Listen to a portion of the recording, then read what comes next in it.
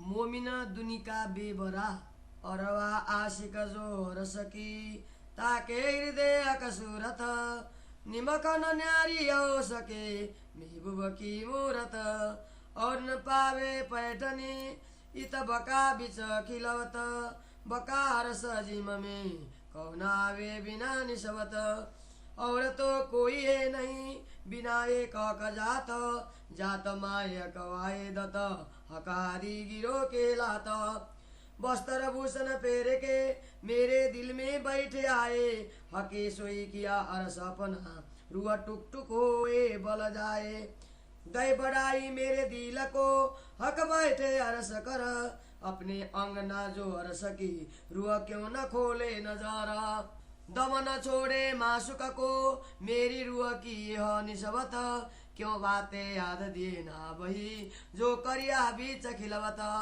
जाको अनुभव हुए इन सुख को ताए अलवत आवे याद रस की रूहों को इशक का क्यों भूले रस मीठा स्वाद रूह के लाए छोड़े क्यों अपना क्यों याद दिए जाए भूल हके आई वास्ते भेजा अपना नूरी रसूल हम हर भाई जो अरस की तीन सब अंगो इशक सो क्यों जावे से जो आडा होए न हुकुम का ये निशबत नूर जमाल से जो उर्वा को पोचे रंचक तो लार और सजिम के क्यों भूले मुतलक पर हुआ हाथ हुकुम के जो हुकुम देवे याद हुकुमे पहचान हो भई हुकुमे आवे स्वाद कबूल करी हम हंसी को और अपने मानी भूल सब सुध पाई कुंजी से और पुरमाना रसूल अब हुई पहचान हुकुम की एक जरा रही न सका बोझ हम सिर न रहा हम इलम में देखाया मुतलक अब भूल हमारी जरा नहीं और हकर थके हंसी बात आई सिर हुकुम के अब काये बिलखे रुआ कहाँ खासी देखना था सो सब देखा हक इशक और पात साई और हंसी रो इशक पर सब देखी जो दिखाई क्यों न होए हुकुम को हुकुम जो पहले किया इब्तदाए हुई उम्मीद सबकी पूरन अब क्यों न दीजे रुए जगाए लाड हमारे अरस के हमसे न छूटे सीना अकस हमारे की अकस क्यों लगे दाग तीन अब जो दिन राखो खेल में सोयाई के कारण इसक दे बोलाओगे ऐसा हुकुमे देखो मोमन एक तीन का हमारे अरस का उड़ावे 14 तबक तो क्यों न उड़े रुआ से पलई लमले हका जो कदी कहोगे रुए इतना होती ये तो हुक्मे किया यो तो नाम हमारे धर के हुक्म करे यूं क्यों जो कदी हम आया नहीं तो नाम तो हमारे धरे और तीन में हुक्म हक का हक तासो ऐसी क्यों करे अब तो सबही करोगे टालने हमारे दाग तुम रखिया ऐसा जान के ना तो क्यों रहे पीछे हम जाग हुकुम पर ले डारोगे तेहे की कराओगे दिल ताग आकसो क्यों मिटे जो हमारे नामों की सब मिला जो कदी ये दाग धोए डारोगे मनसा भाषा कर्मन अकस हमारे नाम के कदी रुए बाते तो करसी ओतना इत बात की हासिया अकस नाम भी क्यों मैं हक बिरह बात सुन के झूठी देह पकड़ क्यों रहे सो मैं गया याद कर कर कबू पाया न बिरह रस नाम सय ना हुकुम सय ना कसु सय अकस और हंसी सब सुहेली परे हंसी सही न जाए अकस भी ना से सके जब इलमे दिए पढ़ाए ना रहा इसक अपना ना रहा ओतन सो अकसो भी ना रहा तो कया कहूँ हुक्म को तुम्हें आप देखाइया पहचान तुम इलम तुम्हें दई हिकमत तुम्हें पकड़ाए कदम तुम्हें सक देत हो तुम्हें दिया जोश सोबत भी तुम्हें दई तुम्हें ल्याबत माए हो सा तुम्हें उतर आए अरस से इत तुम्हें क्यों मिलाप तुम्हें दई सुधरस की ज्यो अरस में हो आप तुम्हें देखाई निसबत तुम्हें देखाई खिलवत तुम्हें देखाया सुख कायम तुम्हें देखाई वायदत खेल भी तुम देखाया कई फरामोशी भी तुम ही जगावत जुगते कोई नहीं तुम बिना कसम। काउ तरफ न देखाई अपनी यौ रहे सौदे तपक से दूर सुसे रग से नजीक तुम्हें हमको लिए कदम अजूरा। मैं भी तो हो नहीं ये भी कहावत तुम जब तुझे कर बैठाओगे तब कसम को कहेंगे हम। तुझे तो हमें नहीं ये बोले बेबरा बायदत का ज्यों खेलावत त्यों खेलत ना तो क्यों जाने बात बका। ना तो नींद उड़े तन सुपना ये रे वे क्यों करा देखो अचरज अद्भुत धड़ बोले सिर बिगर। धड़ एक दोए सुकन कहे तिता अचरज बड़ा होए ए तन बिना बोले रुहर सकी कहे बानी बिना हिसाबे सोए सोवी बानी नहीं फना मिने हरस बका खोल्या द्वार जो अब लकिने ना खोलिया कहे हुए पैगंबर अवतार। हरस रुए पेचान जाएर इनो कौल फेलाल पार सोई जाने पार होतनी चाको बातुन रोह से बिचारा। सोपट बका खोलिया और बोले न बका बिना इनो पीठ दे चौदे तबक को करे जाए रस रोशन। चौदे तबक की दुनी में बका तरफ न पाई कि न सो सबों ने देखिया किया जाए र बका कदिना। बेबरा किया फुरमान में और हदी से मोहम्मद जिन्हें खुली हकीकत मारफत सोई जाने बातुन शबद। श्री मोहम्मद सिकापन ये दई सो उतरी और भाओ सिरधार हकबका सिर लीजियो छोड़ो दुनिया कर मुरदार। श्री मोहम्मद कहे ए मोमिनो ए अरसर बाओ रीता हकबका ल्याओ दिल में छोड़ो दुनिया कर पलित। अरसरु ए मोमिनो लई मोहम्मद हिदायत चौदे तब को पीठ दे आए माए हक खिलवत। कहे मोहम्मद अरसरु तुम मसली हौज को सरा सो जीव दुनी मुर्दार के सो रहे ना तीन बिगर। अरस अल्लाह दिल मोमिन और दुनी दिल शैतान ते सायदी मोहम्मद हदी से और का फुरमान। कहे कुरान दुजा कसुए नाई एक हक न्यामत वायदत और हराम सब जानियो जो कसु दुनी तल जा। तूने खोजत दरिया मछली बादशाह शैतान दिल पर हराम खाता है इबलिस तीन तले दुनी का घर। औलिया तिल्ला दोस्त मोमिन बिच खिलवत ए अरवाए अरस की इनो दिल में हक सुरत। तो अरस कया दिल मोमिनो सो क्या मत हक वतन तो अरस कया दिल मोमिनो सो काये महक वतन। रुए कई दरगाह की जिता सल मोमिनो तन आदम नसल हवा बिना जीव मछली जल बिना यूं असल न छुटे अपनी कई जुलमत दुनी वतन। मोबिन अरस बका बिना तेहे न सके एक पल सो हौज कोसर की मछली तीन हयाती वह जल। मोमिन और दुनी के कया जाए बड़ा फरक करे दुनी आहार फनामिनी अरस मोमिन बका हक। आए मोमिन नूर बिलंद से और दुनिया कई जुलमत यूं जाहिर लिखा फुरमान में पर किन पाई न तफावत।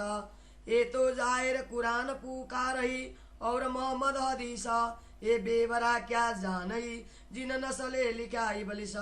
जो मोमिन होते इन दुनी के तो करते दुनी की बात चलते चाल इन दुनी की जो होते इनकी जात। जो यारी होती मोमिन दुनी सो तो दुनी को न करते मुर्दार। रुए इनसे जुदी तो हुई जो हम नहीं इनके यार। दुनी चलना इन जिमी का चलना हमारा आसमान। मोमिन दुनी बड़ी तफाफ ये जाने मोमिन बिद सुबान। हादी मिला बोत को कोई ले नशा हादी चाल चलना हादी का सोई चले जो होवे इन मिसाल। चलना आदि के पिछल रखना कदम पर कदम आदमी चली न चाल रुआ की इत दुनी मार न सके दम।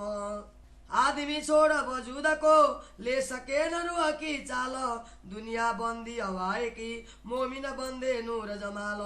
रुए आया बीच दुनी के धरे ना सुती वजूदा रुए चाल न छोड़े अपनी जो कदी आया बीच ना बुदा। दुनी रुए तफावत चाल एक दूजे की लईन जाए रुआ मोमिन परिमान के दुनी पर बिना क्यों डाए। करना दीदार हक का यही मोमिनो ताम पानी पीबना दोस्ती हक की इनो यही सुखाराम मोमिन तब लग बंदगी जोलो आया नहीं सकाए पीछे बंदगी ये जाने मासुक या आशिक की यही बंदगी जाहिर न जाने कोई और आशिक भी न बुझई एक हो तो दो से सोए ये जाय रहे तफावत जो कर देखो सहुरा दुनिया शोर भी ना कर सके क्या करे बिना जहुरा मोमिन खाना रस में हुआ दुनी जिमी में आहार दुनी रोजगार ना सुती जो मोमिनो करी मुर्दार मोमिनो तरे नूर बिलंद से कहीं दुनियाई जुलमत जो देखो वेद कतेव को तो जाय रहे तफावत मोमिनो लिखे आसमानी दुनिया जिमी की कई ना तो बाजू दो आदमी ये तफावत क्यों भई कोई परिसक ईमान के सो मोमिनो छोड़े न पल सो दुनी को है नहीं उत पाउ न सके चल हके फुरमाया चौदे तब कहे चर किन का चर किन सो छोड़े एक मोमिनो जिनमें सके किन सो दुनी को नहीं जा सोड पोचे पार ईमान ऐसक जो हो वही तो क्यों रहे बीच मुर्दार ऊपर तले हर्ष का कया हर्ष कया मोमिन कलुबा ये जाने रुए हर्ष की जिनका हक में बुआ दुनी दिल मजाजी कया मोमिन हक की दिल बिना तरफ दुनी क्यों पावई जो हर्षे रहे लमिला वेद कतेब पढ़ गए किन पाई न हक तरफ खबर हर्ष बका की कोई बोले न एक हरफ इम्ताहे नहीं हर्ष भोम का सब चीजों नहीं सुमार ऊपर तले माए बाहर दसों दिशा नहीं पार तो भी दुनिया हर्ष देखे नहीं जो यूं देखावत कतेब वेद पावे न लाभ इलम बिना कोई इन विद का है भेदा सुध दई मोबदने हर्ष पाइए मोमिन बिच दिल जिन पे इलम हक का दिल हर्ष रहे इल मिला दुनी जाने मोमिन दुनी से ये नहीं भी सही न खलक ये ताबी न समझे पुकारत कला महक कोई मोमिन उतरे हर्ष से इनो दिल में हक सूरत ये हर्ष में हर्ष इन दिल में यो हिल मिल बीच खिलवता खुली मुँह साफ हकीकत तिनै तै अकवाए दता हर्ष बक बरकत सबै तै इतै हक निसबत इतई न्यामत मोमिनो सब खुली जो इशारत इतई मेला रूह असल इतई रो क्यामत ये बारीक बाते रूह मोमिनो सो समझे रूह मोमिनो सो आदमी कोई हैबान जो इसक ईमान बिना दुनी जाने तन मोमिन बैठे है हम माए बोलता है बानी बका ये रूहे तन दुनी में नाए रुए तन माए हर्ष बका और हर्ष में बैठे बोलता तू नजिक है से रग से देखो मोमिनो हक हिकमता इनो तन असल हर्ष में इनो दिल में जो आवत सोई इनके अकस में सुकन सोई निकसता मोमिन तन असल से हर्ष मता कसु न सिपत तो बका सूरज फुरमान में कया फजर हो सीता ये बारीक बात है हर्ष की जो गुजरी माए वाए दत हकादी और मोमिन सो जाए रही खिलवता तो दुनिया होशी हयाती ले मोमिनो बका बरकत ये बात दुनी क्यों बुझई हो जात हक निसबत ये हक मता रुआ मोमिन इनो ताले लिखी न्यामत सो क्यों कर दुनिया समझे कई असल साकी जुलमत अब हयाती बका मिने झूठी जीमी आवे क्यों करा दिलावे हर्ष मोमिन के और न कोई का नरा ए मोर जो खेल के झूठे खाकी ना बुदा आप हयाती पिया के क्यों होशी बका बुदा ये मेर पैदा जो खेल के हक मोमिनो देखावत याही बराबर कस मोमिनो के बका बोलता जो तनरस में मोमिनो सोमता कसो पोचावत सो अकसो से बीच दुनी के मोमिन मेरा करता आब हयातीन विद अरस से रुए ल्यावत ए बरकत रु अल्लाह की यो अरस मता आया और बरकत मोहम्मद की साई देत फुरमान तीन साई दिसे मान पहुंचा सकल जहान ये इलम जाने रुए हर्ष की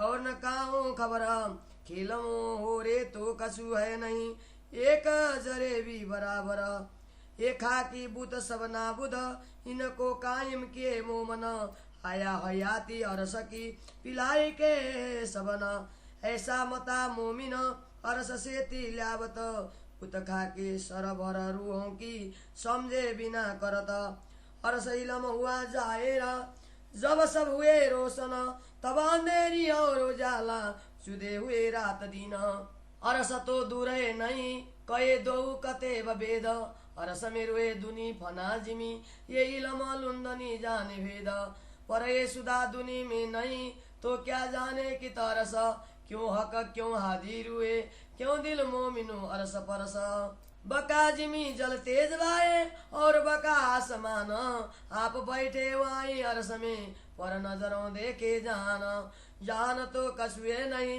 है अरस बका का हक इलम ले देखिए तो होइए अरस माफक नाबुद कई जो दुनिया तिनकी नजर भी नाबुद अरस रुए हक इलमे ये आशिक कई देखे महबूबा इन आंखें चाहिए हक इलम की तो हक देखिए नैना बात न खुले हक इलमे ये सौरे बिच मोमन जिन बेचू न बेग बेच गुन नजरों ताये खबर न इलम हक इलम देखावे मासुक इन हाल मोमिनो कहे आशिक कहे पांच तत्त ख्वाब के तामे बुजरक के लाए के लाख पर अरस बका कठोर के कहूँ जरा न पाइए साक ख्वाब पैदा बका जिमी से पर देखे न बका को एक जरा बकावे ख्वाब में तो सब ख्वाब उड़े 300 ना तो ख्वाब जिमी बका जिमी सो एक जरा तफावत पर झूठा न रहे साचा नजरों आंखें खुलते ख्वाब उड़ता ये जाहिर दुनी जो ख्वाब की करे मोमिनों की सरभरा हक देखे जो ना टिके ताए दूजा कहिए क्यों कर हक देखे जो खड़ा रहे तो दूजा कया जाए दम ख्वाबी दूजे क्यों कहे जो नींद उड़े उड़ जाए ए इलमे सुनो अरस बारी किया जो सही अरस करो सन ताए भी दूजा क्यों कहिए कहे कुल मोमिनो बाहे दतन हक हादी रो मोमिनो ये अरस में वाए दत परे जाने हर वाय अरस की चोरुए हका खिलता इतई कजा होएसी इतई होसी बिस्ता तो जक इतई होएसी तुनी तले नूर नजर क्या मता तुम ख्वाबी देखो क्यों बका को कर देखो सौरा ख्वाबी दुनी तब क्यों रे जब हुआ दिन बका जौरा तुनी मगन न जाने मुसाफ का तो देखे अरस को दूर जो जाने अकैलम को तो देखे मोमिनो अकाजुरा पिस्त दो जक दो जायर ये लिखा माए फुरमान 3 छोड़ी दुनिया हराम कर सीनो हुई हक पहचान तो तरक करीनो दुनिया जो अरस दिल मोमन दुनी जल शीत दो जख जब दिन हुआ बका रोशन हके दिया लुंदनी दिन को सो बैठे अरस में बेसक जब कौल पहुंचा शरत का तब होशी दुनीत दो जका अरस नासुत दो तई होशी जायर अपने शरत देखो मोमिन दुनी जलती बिच बैठे अपने बिस्ता काबर देखो मोमिनो बिस्त में आप बड़े बीच दो जका सुख मोमिनो का देख देख के जलसी आग अधिक मोमिन दुनी दो आदमी हुई तफावत क्यों करा ये बेबरा है फुरमान में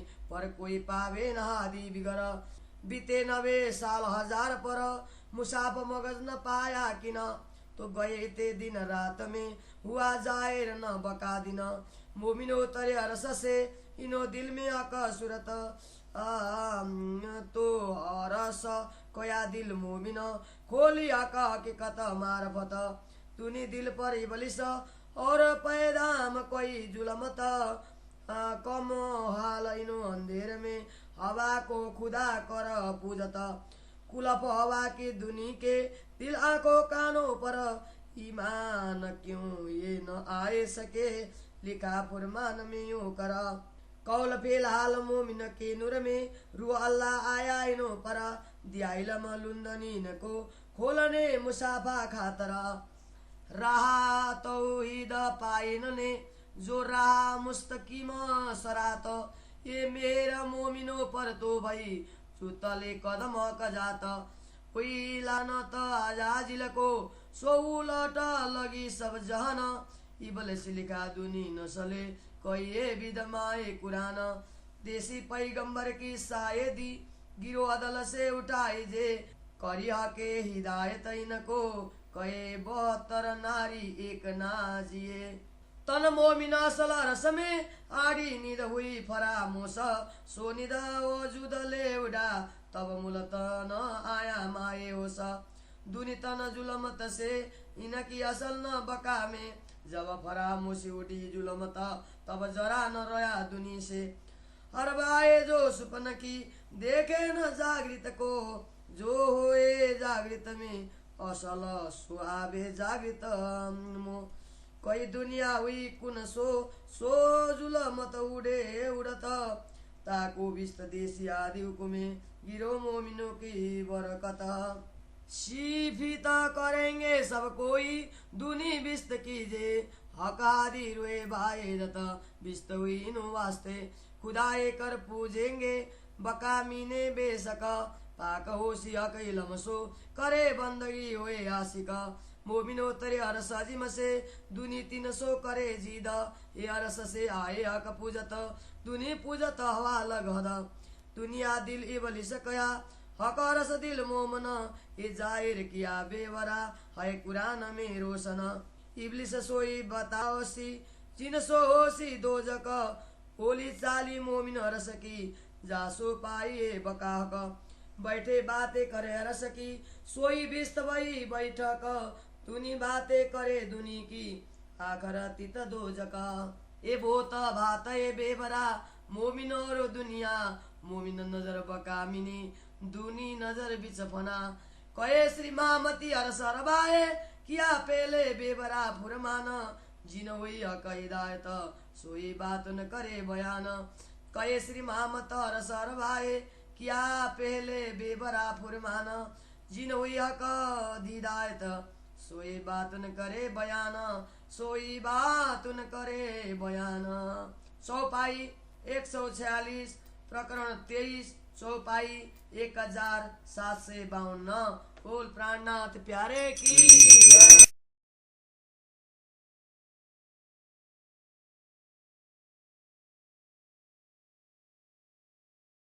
श्री तारतम सागर श्री श्रृंगार ग्रंथ को 23वां प्रकरण मोमिन दुनी का व्यवहार को हिंदी सरलार्थ। परम धाम के अनुरागिनी आत्माओं के हृदय में स्वयं श्री राजा जी विराजमान हैं। इसलिए वे अपने प्रियतम धनी की छवि से क्षण मात्र के लिए भी दूर नहीं हो सकती। इन ब्रह्मात्माओं के अतिरिक्त अन्य कोई भी मूल मिलावा में प्रवेश नहीं कर सकता। वस्तुतः श्री राजा जी की अंगना के बिना इस दिव्य परम धाम में अन्य कौन आ सकता है। श्री राजा जी की अंगनाओं के अतिरिक्त परम धाम में अन्य कोई नहीं है। अद्वैत परम धाम में श्री राजा जी, श्यामा जी एवं ब्रह्मात्माएं सदा सर्वदा एकात्म भाव से रहते हैं। श्री राजा जी वस्त्र तथा आभूषणों को धारण कर मेरे हृदय में आकर विराजमान हुए हैं। उन्होंने मेरे हृदय को अपना परम धाम बनाया है। इसलिए मेरी आत्मा उनके चरणों में समर्पित हो जाती है। उन्होंने मेरे हृदय को इस प्रकार महत्ता दी कि उसे अपना परम धाम बनाकर स्वयं उसमें आकर विराजमान हो गए। अब उनकी अंगना स्वरूप परम धाम की वह आत्मा अपनी दृष्टि क्यों नहीं खोलती है। मेरी आत्मा एक क्षण के लिए भी अपने प्रियतम धनी से दूर नहीं हो सकती, क्योंकि इसका मूल संबंध उन्होंने साथ है। किंतु मूल मिलावा में प्रेम संवाद के समय जो चर्चाएं हुई थी उनका स्मरण करवाने पर भी अभी तक क्यों स्मरण नहीं हो रहा है। जिन आत्माओं को परम धाम के इन सुखों का अनुभव हुआ हो उनको तो अवश्य इसका स्मरण होना चाहिए, क्योंकि परम धाम की आत्माएं प्रेम की मधुर आस्वादन को कैसे भूल सकती हैं। परम धाम की आत्मा कहलाकर हम अपने आत्मा भाव को क्यों छोड़ दें। बारंबार याद करवाने पर भी हम क्यों भूल रही हैं। श्री राजा जी ने इसीलिए अपने तेज स्वरूप रसूल को भेजा है। हम जितनी परम धाम की आत्माएं हैं उन सभी के अंग प्रेम से परिपूर्ण हैं। इसीलिए यदि श्री राजा जी का आदेश व्यवधान स्वरूप नहीं होता तो हम उस प्रेम को कैसे भूल सकती। श्री राजा जी के साथ के संबंध की यदि थोड़ी सी शुद्धि भी आत्माओं को हो जाती तो वह परम धाम के प्रेम तथा आनंद को कैसे भूल सकती। किंतु यह सब श्री राजा जी के आदेश पर ही निर्भर है। यदि उनका आदेश इस संबंध का स्मरण करवाना चाहे तो ही यह संबंध स्मरण हो आएगा, क्योंकि श्री राजा जी के आदेश से ही इस संबंध की पहचान होती है और उसी आदेश के फलस्वरूप प्रेम धाम के प्रेम का स्वाद प्राप्त हो सकता है। हमने अपने ऊपर हो रहे उपवास को स्वीकार कर अपनी भूल को भी स्वीकार कर लिया है। अब तारतम्य ज्ञान के द्वारा संपूर्ण शुद्धि प्राप्त हो गई है एवं रसूल मोहम्मद के वचनों का भी स्पष्टीकरण हो गया है। इसमें लेश मात्र भी संदेह नहीं है कि अब श्री राजा जी के आदेश की पूर्ण पहचान हो गई है। तारतम्य ज्ञान ने यह सब स्पष्ट कर दिया है कि अब हमारे सिर पर किसी भी प्रकार का दायित्व तो नहीं रहा है। अब हमारी भूल लेश मात्र भी नहीं है। श्री राजा जी भी हमारा उपवास करते हुए थक गए हैं। अब तो संपूर्ण दायित्व तो श्री राजा जी के आदेश पर निर्भर हैं। इसीलिए प्रेम धाम की आत्माएं क्यों व्याकुल हो। इस नश्वर जगत में आकर श्री राजा जी के प्रेम तथा प्रभुता के संबंध में जो कुछ देखना समझना था वह सब देख लिया है। श्री राजा जी ब्रह्मात्माओं के प्रेम पर जिस प्रकार उपवास करना चाहते थे वह भी उन्होंने जैसा दिखाया उसी प्रकार देख लिया है।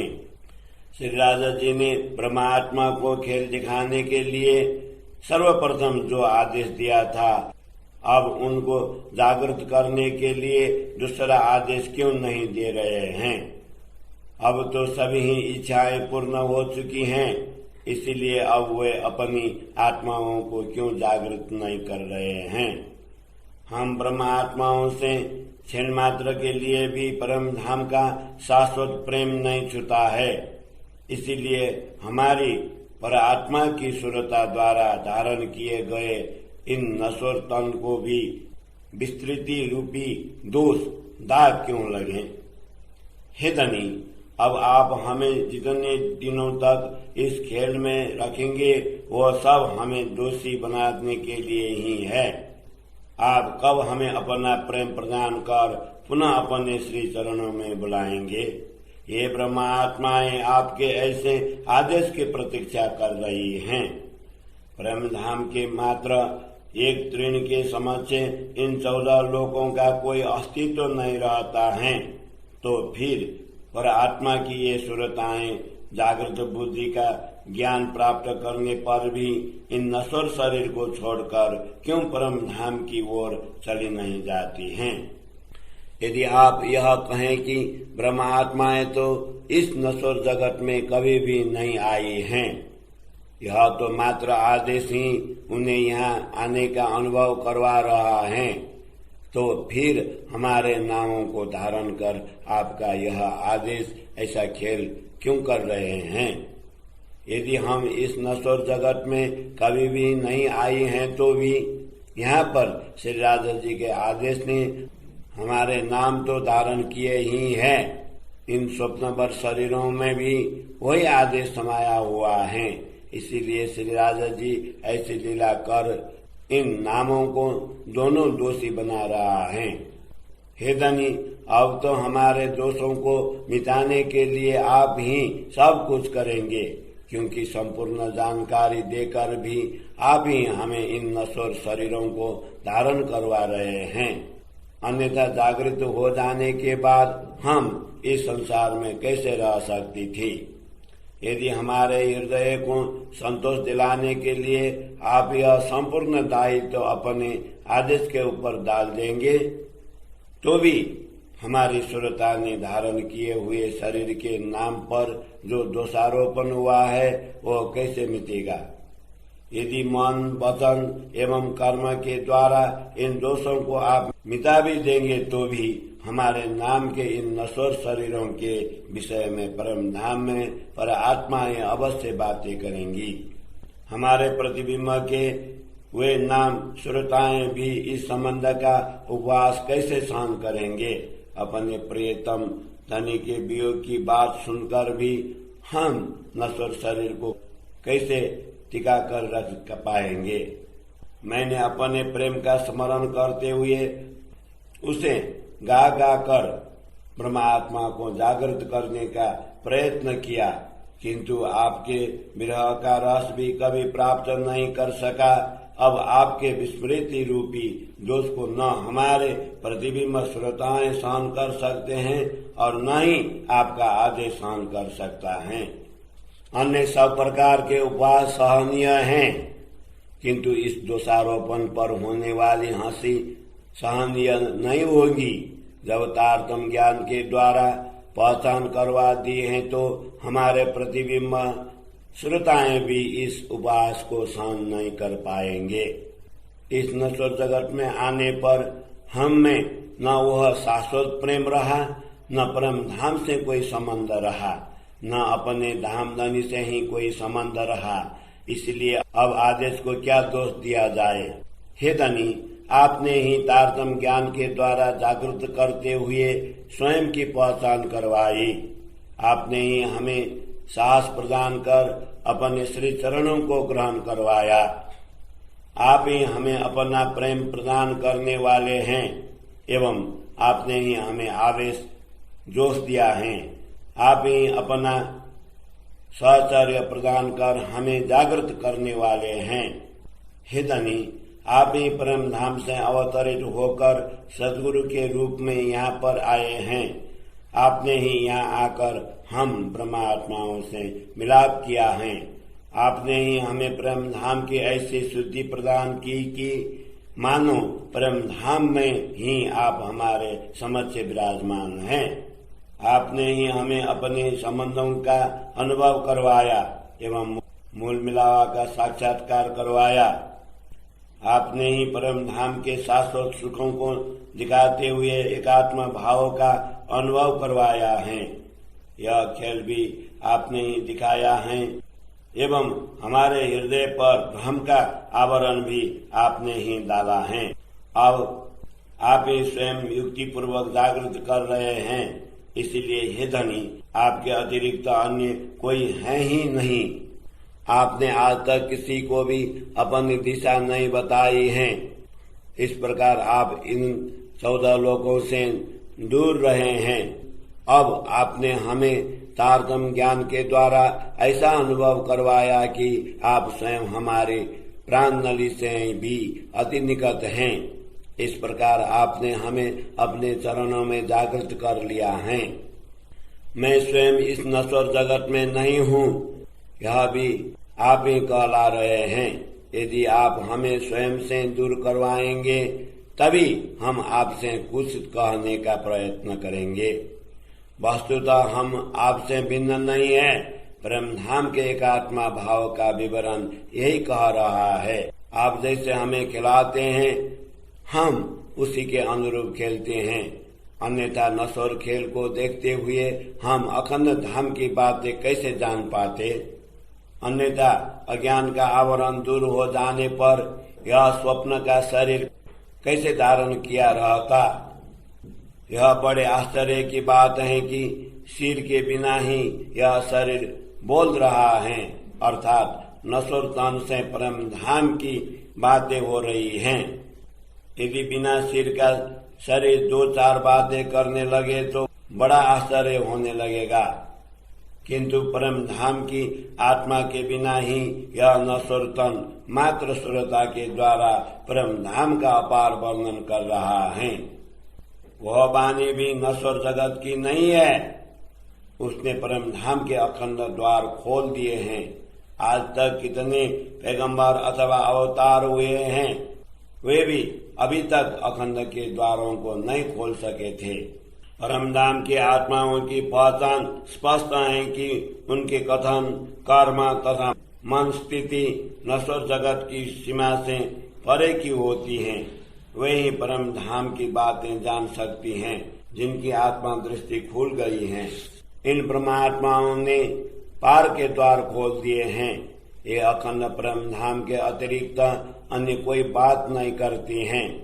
इन्होंने 14 लोकों के सुखों से विमुख होकर दिव्य परम धाम की पहचान करवाई है। इन 14 लोकों के जीवों में आज तक किसी को भी परम धाम की दिशा प्राप्त नहीं हुई थी।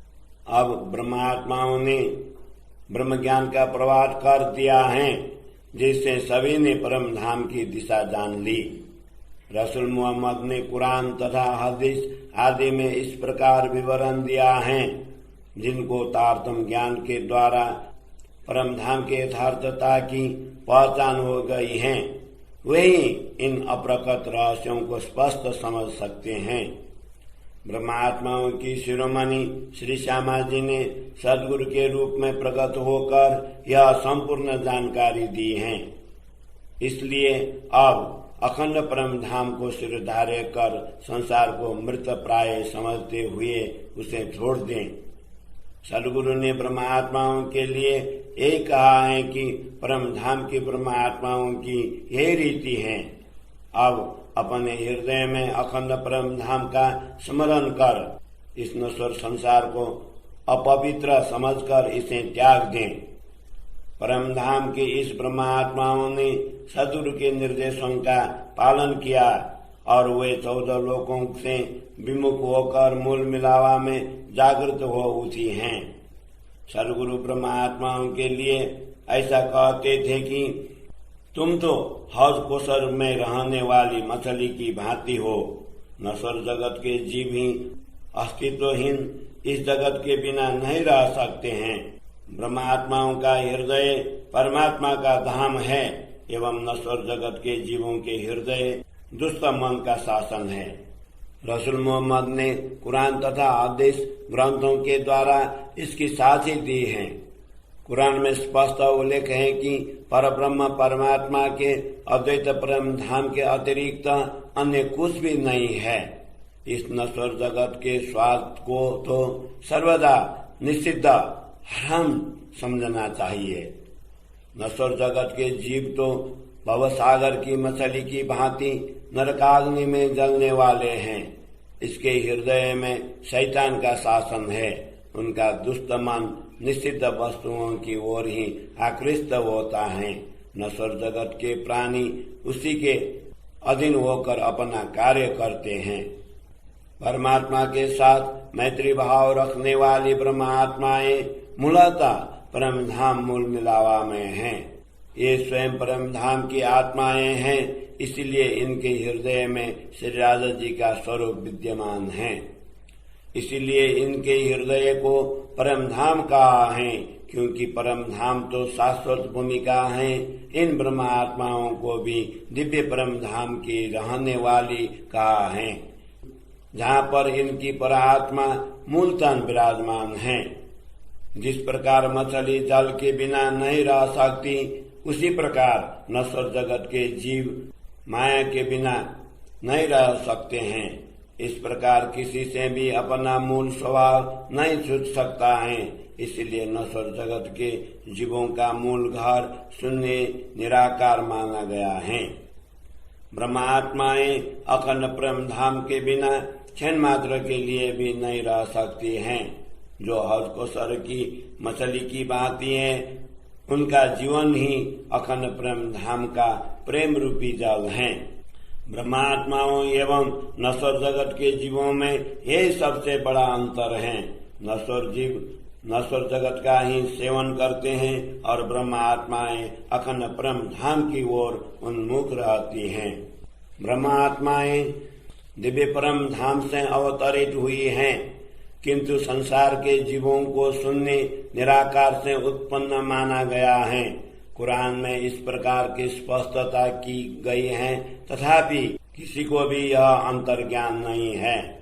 कुरान तथा हदीस आदि ग्रंथों में यह स्पष्ट उल्लेख है, किंतु जिनके पूरे वंश पर शैतान का एकाधिकार है, ऐसे नश्वर जीव इस सत्यता का निरूपण कैसे कर सकते हैं। यदि परमात्माएं इस नश्वर जगत की ही होती तो वे भी मात्र इसी जगत की ही बातें करती। यदि वे माया के अंश रूप होती तो भी नश्वर जगत के जीवों की भांति झूठ प्रपंच का ही कार्य किया करती। यदि इन ब्रह्मात्माओं का मैत्रीपूर्ण संबंध नश्वर जगत से होता तो वे इस नश्वर जगत को मृत तुल्य नहीं समझती। ब्रह्मात्माएं इन नश्वर जीवों से भिन्न इसलिए हैं कि इनके साथ इनकी कोई मित्रता नहीं है। इन नश्वर जीवों का व्यवहार इसी जगत के अनुरूप होता है, किंतु हमारा व्यवहार दिव्य परम धाम के अनुरूप है। इस प्रकार ब्रह्मात्माओं तथा नश्वर जगत के जीवों में बहुत बड़ा अंतर है। श्री राजा जी द्वारा बनाए गए इस विधान को ब्रह्मात्माएं ही जानती हैं। अनेक ब्रह्मात्माएं सद्गुरु से मिली, किंतु उनमें कोई भी उनके आचरण का अनुसरण न कर सकी। जो आत्माएं सद्गुरु के अनुरूप ब्रह्म आत्मा की कोटि की होंगी, वे ही उनका अनुसरण कर सकती हैं। सद्गुरु के अनुसरण करते हुए उनके पद चिन्हों पर चलना हर किसी से संभव नहीं हो सकता है। सामान्य मनुष्य ब्रह्मात्माओं के आचरण के अनुरूप नहीं चल सकते हैं, इसलिए नश्वर जगत के लोग उस मार्ग पर चलने का साहस ही नहीं कर सकते। नश्वर जगत के जीव शारीरिक गति कर्म कांड को छोड़कर ब्रह्म आत्माओं के अनुरूप नहीं चल सकते हैं, क्योंकि ये सभी जीव शून्य निराकार के पूजक कहलाते हैं, जबकि ब्रह्मात्माएं अक्षरातीत परब्रह्म परमात्मा की उपासना करती हैं। परम धाम की ब्रह्मात्माओं ने इस नश्वर जगत में अवतरित होकर नश्वर शरीर धारण किया है। वे किसी कारण से इस जगत में आ भी गई हैं, तो भी अपने आचरणों को कभी भी नहीं छोड़ सकती हैं। नश्वर जगत के जीव एवं ब्रह्मात्माओं में यही अंतर है कि वे एक दूसरे की आचरण का अनुसरण नहीं कर सकते, क्योंकि ब्रह्मात्माओं के पास उड़ान भरने के लिए परमात्मा के प्रति अटूट विश्वास रूपी पंख हैं, किंतु सामान्य जीव विश्वास रूपी पंख के बिना उड़ान ही नहीं भर सकते हैं। श्री राजा जी के दर्शन प्राप्त करना ही ब्रह्मात्माओं का प्रमुख आहार ध्येय है। श्री राजा जी के साथ का मैत्रीपूर्ण संबंध ही उनके लिए जलपान है। इसी से इनको अखंड सुख का अनुभव होता है। ब्रह्मात्माओं के हृदय में जब तक प्रेम भाव जागृत नहीं होता है, तभी तक वे औपचारिक पूजा अर्चना में लगी रहती हैं। प्रेम भाव जागृत हो जाने के पश्चात औपचारिक पूजा का महत्व नहीं रहता है। इस रहस्य को अनुरागिनी आत्माएं तथा प्रियतम धनी ही जानते हैं। ब्रह्मात्माओं की वंदना ही शाश्वत प्रेम है। इसे प्रत्यक्ष रूप में कोई नहीं समझ सकता है। अनुरागिनी आत्माएं भी यह नहीं समझ सकती हैं कि प्रेम के कारण हम अपने प्रियतम से अभिन्न एकाकार कैसे हो गई हैं। विचार पूर्वक देखो, इस प्रकार सामान्य जीव तथा ब्रह्मात्माओं में स्पष्ट अंतर है। सामान्य जीव तो ब्रह्म धाम के विषय में विचार भी नहीं कर सकते हैं, क्योंकि तारतम्य ज्ञान के प्रकाश के बिना वे कर ही क्या सकते हैं। परम धाम के अनुभूति से ही ब्रह्मात्माओं को तृप्त होती है, जबकि नश्वर जगत के जीव छल प्रपंच का आहार चाहते हैं। ये जीव नश्वर व्यवहार में ही लगे हुए रहते हैं। जिनको ब्रह्मात्माओं ने मृत तुल्य माना है। ब्रह्मात्माएं परमधाम से अवतरित हुई हैं, जबकि सामान्य जीवों की उत्पत्ति शून्य निराकार से हुई है। वेद तथा कतेब आदि ग्रंथों का अध्ययन करने पर यह अंतर स्पष्ट दिखाई देता है। इस आप्त ग्रंथों में ब्रह्मात्माओं को आकाशी अर्थात दिव्य धाम के रहने वाली कहा है, जबकि सामान्य जीवों को नश्वर जगत के जीव कहा है। अन्यथा दोनों का शरीर तो मनुष्य का है, फिर दोनों में इतना अंतर क्यों होता? ऊंचे आकाश में उड़ान भरकर परम धाम का अनुभव करने के लिए ब्रह्मात्माओं के पास प्रेम एवं श्रद्धा विश्वास रूपी पंख कहे गए हैं। इसीलिए ब्रह्मात्माएं पलमात्र के लिए भी प्रेम एवं श्रद्धा से विचलित नहीं होती हैं, किंतु नश्वर जगत के जीवों के पास प्रेम एवं विश्वास ही नहीं है। इसलिए वे पाव के बल पर चलकर परम धाम की ओर नहीं जा सकते हैं। कुरान में इस प्रकार उल्लेख है कि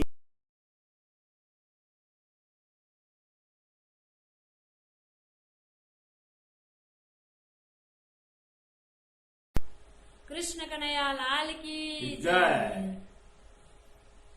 माछ मछली खात सूर पान सो करे हेत, ते नर नरक जाएंगे माता पिता समेत। ते नर नरक जाएंगे माता पिता समेत। कृष्ण कन्हैया लाल की जय। वृंदावन को पाखम बांसुरी को भाखम, हाँ मिलाई डाकिरा, हाँ मिलाई डाकिरा। रामत खेलौ हासेरा, रामत खेलौ हासेरा। वृंदावन को पाखमा बांसुरी को भाकमा, हाँ मिलाई डाकिरा हो, हाँ मिलाई डाकिरा। रामत खेलौ हासेरा, रामत खेलौ हासेरा। मथुरा मा सखी सबे, मथुरा मा सखी सबे। गोरस कृष्ण जानथे, गोरस कृष्ण जानथे। कृष्ण तिमी बाटो छेके लुकी लुकी खान्थ्यौ, कृष्ण तिमी बाटो छेके लुकी लुकी खान्थ्यौ। अहिले जस्तो लागेर, अहिले जस्तो लागेर। रामत खेलौ हाँसेर, वृन्दावनको पाखामा बाँस